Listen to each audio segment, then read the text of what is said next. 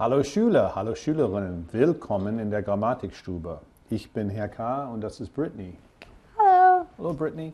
Hello, Brittany, we've been Herr K. talking about the different uses or faces of the verb werden lately. That's right. And the German word for face is Gesicht. Gesicht. And do you know the plural form? It's a bit unusual. Yeah, it's Gesichter. Right. Well, let's look at the Gesichter of werden again. Okay, the three faces of werden. As you remember, the first face was werden when it's used alone, to become. And here's an example sentence. Wir werden alle besser in Deutsch. Auf English? We are all getting better in German. Right, that's when it's used alone. And the other face, the second face, is hier. Werden plus the infinitive.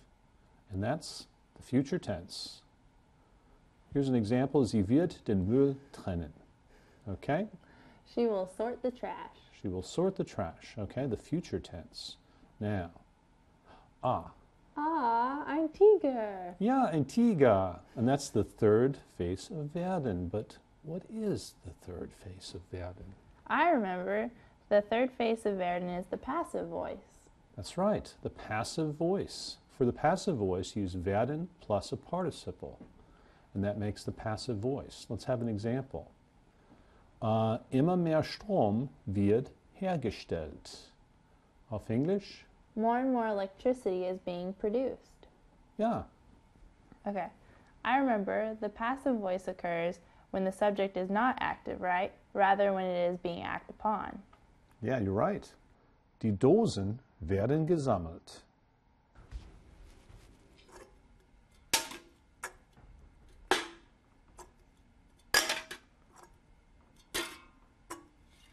Die Energie wird hergestellt.